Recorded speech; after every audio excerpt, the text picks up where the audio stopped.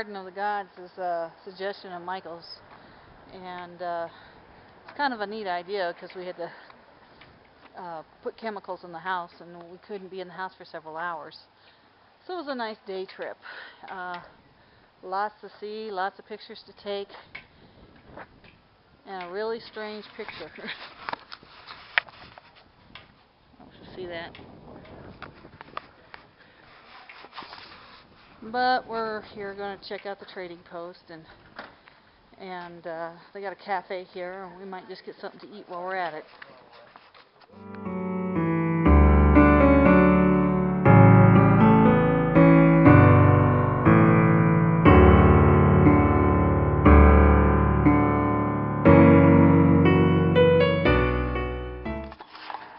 It's Captain Evil. I got control of the camera now. Oh, God. What are we doing, Sharon? We are cutting boards to fit in our beautiful floor here. And what's funny is he had to come all the way from California to do it, didn't you, Mike? Yes, I did, apparently. But it looks good. Looking good. So, anywho's. Dun, dun, dun. Be good. You know, you realize, Mike, she's going to kill us when she gets a hold of the camera and actually realizes I'm recording right now. Yeah. Or kill me. You'll probably be back in I'll California. Yeah, you'll be back in California by then, so. It all works out. Alright. At least for me. Say bye, Ma. Bye, Ma. Hey, you stop this Thought we'd come visit Dad.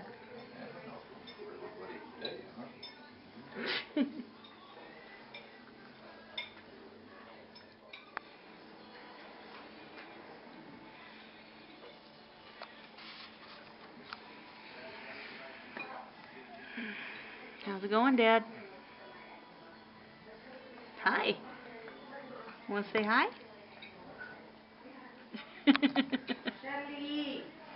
Boo. Okay, this is Dad's room. He's number 13. Got a little bed there. A little radio and a chair. A little dresser. Not a lot of decorations. Could probably use some.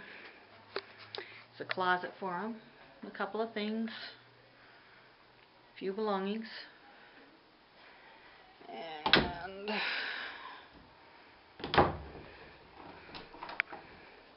a little bathroom for him.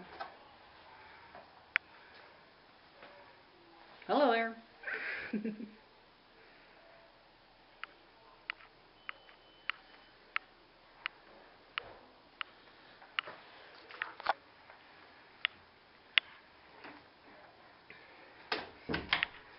So I'll go over here. There's his window. That's what he sees outside his window.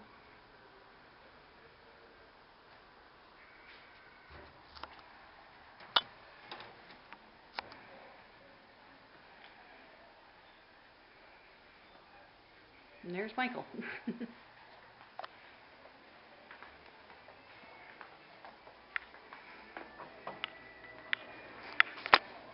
Down the hall.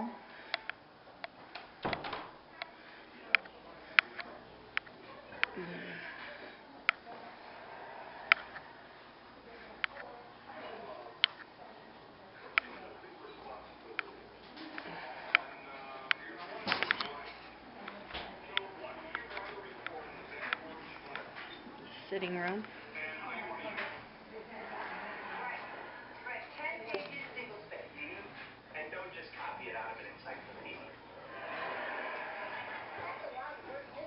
There's Dad.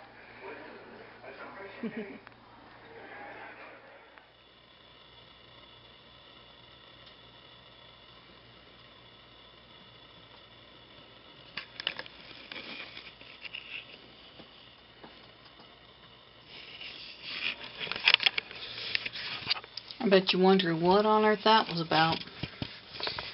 Well, I'll tell you. Back when Michael was in high school, there was this new head person for Aurora Public Schools that was just appointed, and he was a retired general from the Air Force. And this guy, I don't know if it was his rule, the fact that his rules were so strict, or the fact that the people enforcing the rules were so stupid. I don't know which one it really was. It was actually it was all stupid. But they had, it was ridiculous. When Michael, the first day of school, after this guy got appointed, Michael went to go to school, and he was early, and he thought, well, I'll just go sit in the commons area and eat my breakfast and, just chill out for a while. And as he was walking in, come to find out he's not supposed to have a radio, or I guess it was actually a PS3 or MP3. I'm stupid about this stuff. He had this MP3. And they confiscated it and threatened to suspend him from school, and he hadn't even started his first day yet because he had this thing on him. And he's on the football team, and the boys were being suspended for being in a fight, when in truth somebody had a fight and they just happened to be in the same room. It was all kinds of stupid stuff that was happening. And I even witnessed one guy, one of the staff persons, standing outside the women's bathroom trying to find out who it was that was in the bathroom that had a cell phone. It was ridiculous. It was just absolutely crazy. And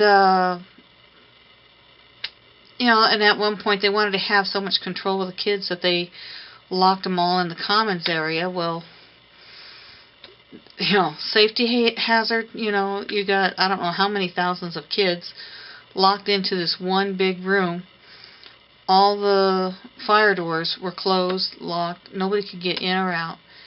If there would have been a fire, it would have been disastrous. Anyway, the kids finally got fed up with all this nonsense, and they tried to go on strike. Except nobody noticed that they left the school. They did their own little walkout. Nobody at school even knew they left. They got so frustrated, they called all of us moms, called all their moms, me being one of them. And we went and claimed the kids, and they're sitting out in the middle of the field just waiting for somebody to get mad at them for being gone, who haven't noticed that they left. And it was just something else. So Michael and Bobby were having a talk and decided to come up with these APS Prisoners. Actually, the original APS Prisoner was actually a t-shirt that Michael had, and he put his student ID number on there. And he actually had a couple of kids who wanted him to make one for him, but they were so expensive. It's like $10 a pop, because you had to buy the paint and you had to buy the t-shirt and everything like that. So he says, I want something that's inexpensive, that we can use as our protest and hopefully not get in trouble. So we got to talking, and since I'm a seamstress, I was able to make these little things. And I think Michael sold them for like a couple dollars at school. $2 a piece at school or something like that. And they sold like hotcakes. He made all kinds of money. And what I thought was funny is even some of the staff bought some. And I heard about one kid one of their friends had a Facebook, and he had a whole bunch of these, and he had them tied all over himself, and he was called the APS Prisoner Man. And they weren't allowed to sell them at the school, so Michael said, hey, meet me over at Burger King. And Dorothy was in the bathroom.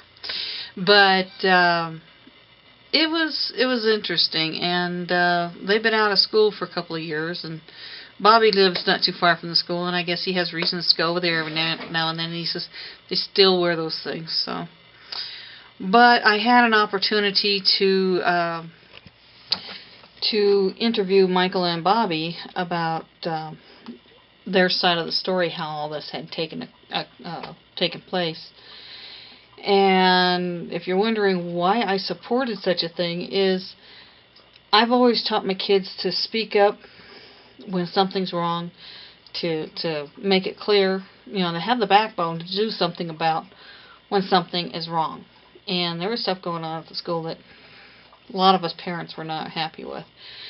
And this is my way of supporting them.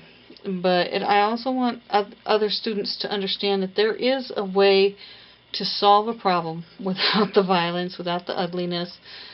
But to be honest, this whole APS Prisoner was... that whole situation was just plain comical, especially that one little bald guy that was chasing Michael all over the place, trying to catch him red-handed selling him. And what I thought was funny is he would actually go up to people who had the things, and he'd ask them, you know, where'd you get it? Where'd you get it? You know, it's like, oh, some guy, you know, gave it to me. But they couldn't pinpoint Michael being guilty of selling them. So it was funny. I really got a kick out of it. But I hope you learned something from the video. Just watch it. So how'd you guys come across APS Prisoner? You want to handle that one? Kind of fine. Well, created these bands here. These little black bands go around your arm or your head or whatever else you want to put it on. We created them because was it probably sophomore year, junior year? Yes, junior year. That's when we came up with the idea. There were a lot of unreasonable rules with the school, pretty much. A lot of they would lock giant metal gates down at lunch, and they would enclose about 1,000 people in a small room. Probably about 1,000 people in a small lunchroom with no other exit other than those big doors. They're small doors, but I mean, 2 or 3 people could get out at a time. So I mean, there was a problem with that. I saw a big fire hazard problem with that. There's no electronics allowed. No cell phones. Couldn't have cell phones because the reasoning was that you could be making drug deals with them during class. My favorite one has got to be the snowman thing. Do you remember that? I had a shirt.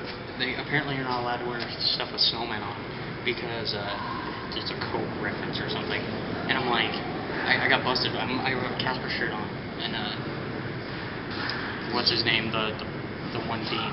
He's like, is that a snowman? I'm like, no, it's Casper. Either way, we figured, you know, we're people, you know, we're not cattle. So we decided to come up with a sort of silent, peaceful protest. They back in the 60s, when the Vietnam War broke out, a bunch of high school students created black bands with peace symbols on them. And they would distribute them throughout the school.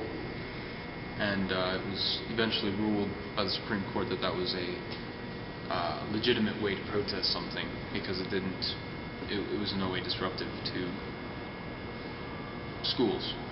There's no way disrupting their education. So we decided to come up with these APS Prisoner bands. They were actually kind of a big hit for a while. A lot of people liked them. I know I wore one pretty much every day. People started customizing them. I've seen them with like stickers, and people drew on them and markered on them. They made them kind of Decorative, yeah. And there's a couple times they're trying to bust me for it, but you know, they even wrote a pretty cool article in the paper about it, about why we made them, and they're it's pretty awesome. you even had teachers that bought. Yeah, we had a couple teachers buying them. Don't want to name names or anything. Yeah. So now they're good thing I'm not there, because they're, I guess, locking all the doors to the school from the inside, which sounds even worse of a fire hazard than before. So I mean, I'm just one guy Not very smart, but that just doesn't sound. That sounds ridiculously stupid. to me, Ridiculously stupid. So. Don't forget the ID thing. Yeah, that's Oh, ridiculous. and you have to have your ID around your neck at all times. There was another authority that did that a while ago. About 60 years Yay. ago, you had to wear a star on your jacket or your clothing that identified you as a Jew. His name was Hitler. So, I'm not saying that they're as bad as Hitler. I'm just saying it's a slippery goddamn slope. So, here's an idea, ladies and gentlemen. Peaceful protest.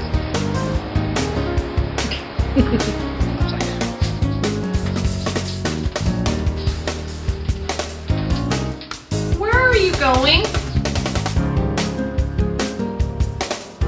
Get back here! David!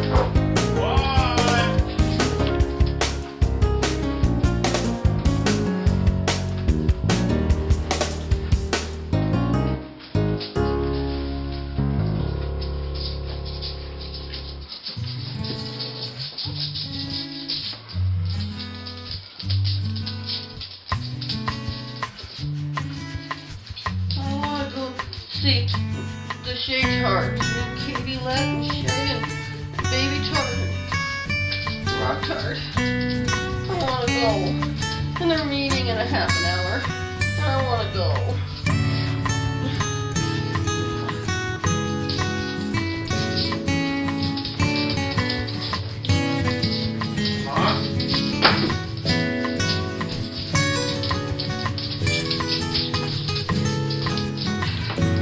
So, Sam Jack thinks she's going to go meet with Shaytards even though she's sick. I'm not going anywhere without the keys. You know, I just hope that she understands we're trying to do this for her own health.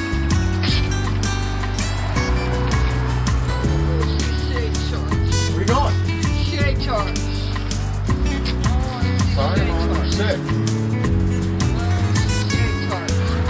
Baby Tart, Rock Tart Cube. You need keys. Yeah. I want keys. Nope. I want keys. No. You're sick. You need to go back inside.